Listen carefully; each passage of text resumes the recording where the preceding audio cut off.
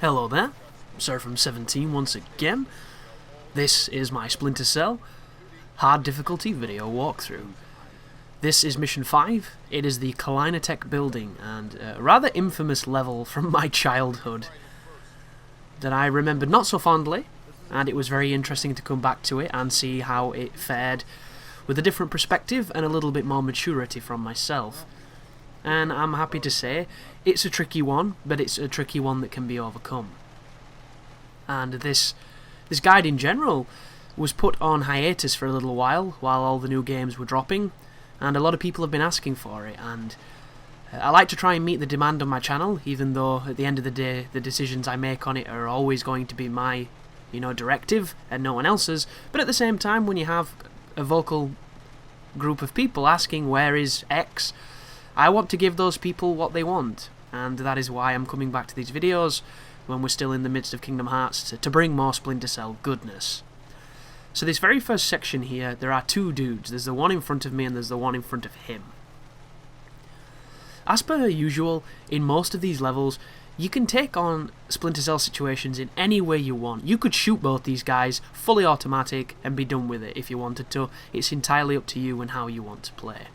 I'm going, for the most, to try and stealth my way past circumstances, but that involves knocking people out for the most, so we'll see how I take on this one. It looks like I'm going to grab this guy.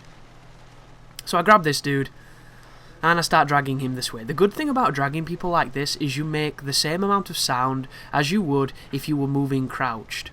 I think it might even be moving crouched slowly, because I was playing Pandora Tomorrow yesterday, which is quite the sentence, and I dragged a dude into a room, and I was just looking for a shadowy corner to dump him, and then when I realised when I was carrying him, there was two soldiers stood 2 yards from me having a conversation.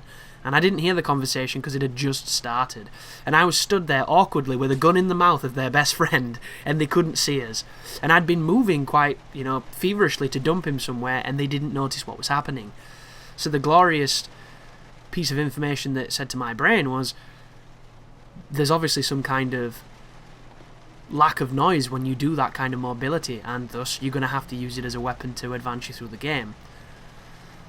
So what I'm doing here is, on this game, when you hit certain checkpoints, and I can't open doors with bodies, which is annoying because you can do that later on in the series, so I forget these little things, and there's the guy coming very close, about to see us, but we get through the door. But every so often when you traverse into a new area, if any bodies are in the open, you'll immediately get alarms. Doesn't matter if anybody found them, it's just, if they're not in shadows, it seems to give you alarms. So I'm carrying this guy's body in hopes of putting it somewhere that's a little bit better than leaving it out in the car park, and I'm happy to say that I don't incur any alarms for dropping him there, even though it's not the best place to dump him. But for the most, you'll notice I generally try to move bodies into shadow, and then I knock out lights if I can to give it even more shadow. Seems to be the best way to run things. So the crossfade there was to get rid of a bunch of footage that I didn't need.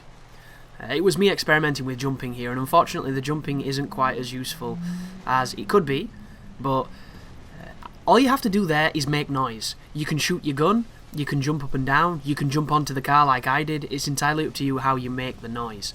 Once you've done it, if you do it like I did just then, those two soldiers will converge around the left hand side, and you can go around the right hand side and then make your way out onto this scaffolding, or these cinder blocks, or whatever the hell they are. Once you drop off there, you're going to take some fall damage from that, but it's nothing that's going to kill you, luckily. And then from this moment onwards, we're going to be moving into the tougher part of the level. So the glass that you stand on, for some reason, takes a few rounds to go through, which I suppose is quite realistic. And I'm going to be doing that to get through it, because I contemplated going through this window up here. I tried a few different strategies to do that, and it just didn't work very well. So instead, I'm going to break the glass. And I'm going to do it in a couple of ways. I think one way you can do it is by shooting it once and then jumping. But occasionally, certain glass won't break when you jump on them.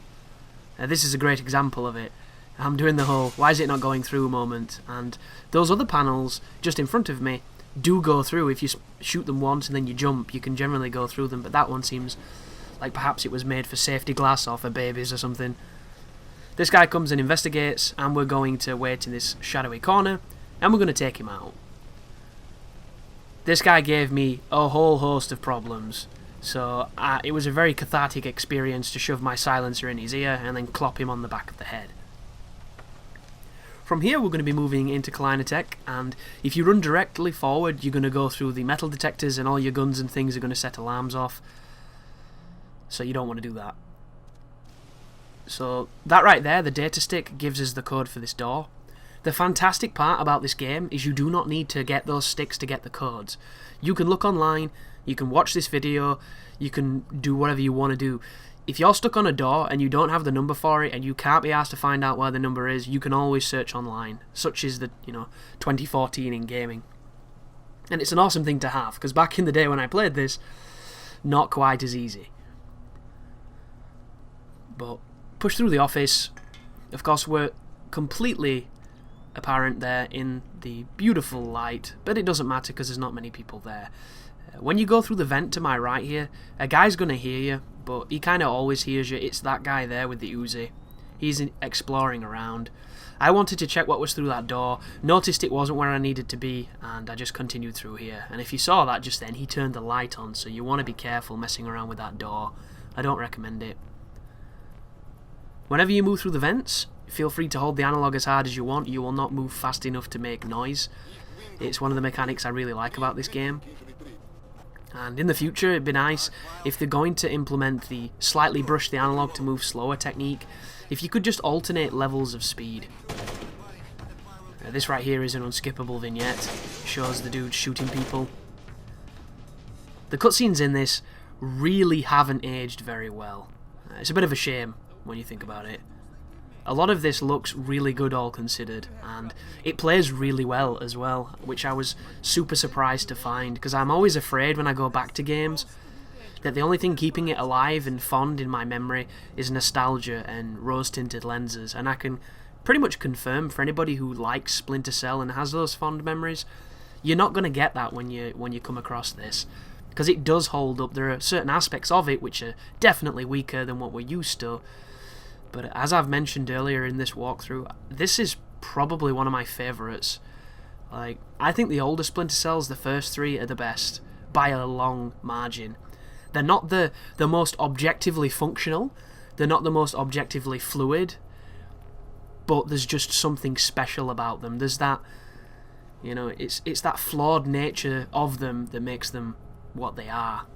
And right here, as I moved along with those guards, he heard something. Not entirely sure what. He comes to explore, and I use this as an opportunity to take him out. This is where your adventure will differ from mine. Depending on how you navigate this room will depend on how you take them out and depend on where they go.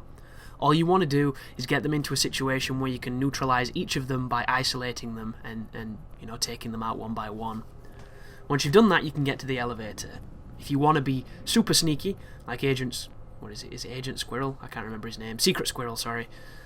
Then feel free to skip past those guys when you get that opening, but personally, I prefer to take dudes out on this. And that right there, you have to wait for the guy to do an animation, or he'll see you when you cover that ground. Certain animations do not give you a blind spot from him. Like that one there, if he looks to the left, you're fine. If he looks to the right, he's going to see you. But I found whenever he kind of scratches his head or checks his rifle, then you're okay to do this. From here, I shoot the wall. Hitman Absolution 101. Of course he knows where the bullet came from because the guy's got fucking Adobe 5.1. And he moves towards me, and then I grab him. So it worked in our favour. Back towards the office plant, dump him in the corner, and we can get into the elevator. And that's when the level really begins, because this is where, unfortunately, I had a save crash. And I've already mentioned this, but I'll reiterate it for the people who've just stumbled on this video. If your game crashes during an autosave, it will corrupt your save. So make sure you are doing autosaves, you are doing manual saves, and you're doing quick saves so that you have a wealth of backups. Because I had to do this entire level again, and believe you me, I was not best pleased, because there's parts of this that are very difficult. But here, do not go near the bomb or you will die. That is very picky, the timing on that elbow. He comes over here, I contemplate shooting him, and then I clop him, because he didn't see me. Taking those two guys out prematurely like that means that you don't have to mess around with them moving around the room, and this room does not have enough shadows to accommodate how much they like to move. So if you do that, get a nice preemptive strike, you can come over to these hacker dudes with the abacuses on their chests and the generically nerdy outfits, and they can give you some information, but you have to defuse the bombs. The wall mines. God, the wall mines. Back on the GameCube, I did not think you could disarm these 100% of the time, because for some reason my fragile little mind couldn't get around the concept that if I pressed disarm when it's on red, I died. I just didn't spot the pattern. I don't know why. So I thought it was a gamble every time, and you can imagine the frustration of these sections when you keep going up to these mines and you don't know whether or not you're going to die. The good news is, it's a mechanic that works every time if you do it right. I was just very stupid. Go up to them very slowly, or ignore them like I did just then. When it's on green, press disarm. Regardless of if it changes to red after that, you will disarm it every time and have no issue. It makes them very simple. I don't need to tell you that you can't go in the fire. However, the detection of the fire on this game is probably the strangest aspect of it.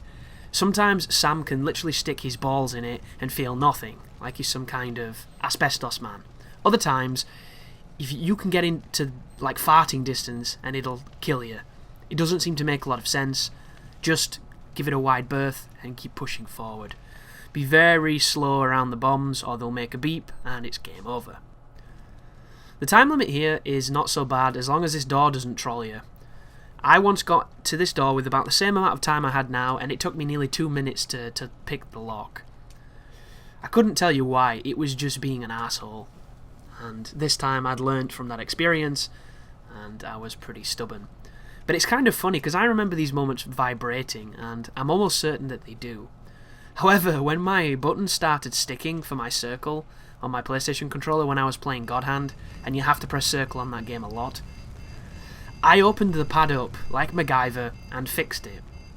However, when I was putting it back together, it wasn't as easy as it was opening it, of course, and it took quite a long time. And I can't really remember the specifics of exactly what went wrong, but I think my R2 didn't work, or my L2, or something like that, which, not a very important button in God Hand, admittedly, compared to some of them, but, you know, I want the pad to work. I don't want to open it and break it. What's the point? I'll just have to buy a new one either way then. So I opened it again, and I opened it and closed it, I opened it and closed it, and I ended up, somehow, don't ask me why, I think it was just the piss poor tiny wires, one of my rumble motors fell off. And because I don't have a soldering kit at hand, or anywhere in the house, I can't solder it back on. I didn't want to fuck about with tape. So, if you've never felt the rumble motors, they're pretty big. They're pretty heavy too. They're what give the pad the heft it has, which is kind of important when you're used to the feel of a controller. And I only had one of them now, because the other one had fallen off, so I ended up snapping the second one off as well, because I might as well if I don't have one, and I don't really miss the vibration. So I have the lightest PlayStation 3 controller ever conceived, which is hilarious, considering it's already pretty damn light. And I don't have the rumble feature, so when I do those lockpick moments, I think you feel the vibration before you see the visual movement, and I'm so used to it vibrating that when it doesn't, it feels really bizarre. But moral of the story is, if you're ever going to endeavour to open something, to try and fix it yourself, just be sure to realise it's going to be twice as difficult to put it back together, and sometimes it just isn't feasible at all. You know, it's like some kind of crazy fucking Mary Poppins bag or marathon sadomasochistic session of Pass the Parcel. There's just layers and layers and layers, it's horrible. But here in this auditorium kind of place, theatre / lecture hall, once you hit that checkpoint, a bunch of dudes are going to run up here, and I appreciate you can't see too much, but one guy stands right there, and then the other two are going to be by that right-hand side. I've done this twice, and on the second time I got a slightly different pattern with the guys on the right-hand side, but the dude in the middle always stays in the middle. So what I recommend is walking very slowly on the carpet, taking out the middle guy, and then dividing and conquering the other two. Once you grab this guy, you want to walk him into one of the aisles and dump his body just in case, but I'm probably going to do that later on once I've dealt with everybody else. So I don't know what he's looking at. I don't think he knows himself, but for some reason he's having a lot of fun and he's made it very easy for me. So I'm going to dump him up here in the shadows, and then there's only one guy left. So there's the Clop. That is way improved in Pandora Tomorrow, if you haven't played that game. So much better. Because Sam guides the person down and they fall where you're facing, so there's none of that ambiguity that has plagued this playthrough. But move very slowly through here. A keen eye will be able to tell that I think there's a camera down here, and there's also another dude. So the guy that we're going to be taking on, I'm going to exploit the fact that when you shoot a wall they go and explore it as to exactly what it is, without thinking, hang on a second, doesn't that mean somebody just fired a gun? Which definitely works in our favour, but there he is, just standing around. But there was the shot. Here comes his inevitable doom, thanks to curiosity, much like the cat. And once we put him down, I'm going to shoot out the lights just in case the game decides to punish me with an alarm. And I have to say that for the most, it was really good, in as much as long as I put the bodies somewhere out of sight, preferably dark, I didn't get any alarms when I was going through the areas where the alarms occasionally ring. Look at this. This is the worst aspect of this game. We are literally the highest echelon of special forces inside the, what is it, NSA in this game with 3rd echelon. We have the most advanced future technology, this Belgian masterpiece, the 5.7, and Sam Fisher, in all his years of firearms training, cannot hit a fucking light bulb with a 9mm at 2 yards. Like, come on, dude. And I appreciate what they wanted to do, because I think it's got origins in the Ghost Recon series, where they wanted it to be kind of realistic and simulation based, because if you didn't know, folks, when you point and aim a gun, it doesn't always go where you want it to go, because in real life that's how guns work. You know, if you've ever been in a firefight, which I hope you haven't, it's not like you can just double tap people and put one in the face and then move on and take everybody out with 3 bullets like you can in the video games. It's a little different, and that's what they're trying to achieve with this, to make it a little bit more like it would be in real life. But as I say to a lot of people that use the conceit of realism to defend a game's mechanics, we don't play games for real life. You know, the only people who play games for real life are those folks who play those fucking army games that have been sponsored by the military, which are just essentially simulations and 7 hours of walking through a field at dusk, and nobody likes those. But thank you very much for watching, and I will see you in part 2 of Kalinatek. You take care now.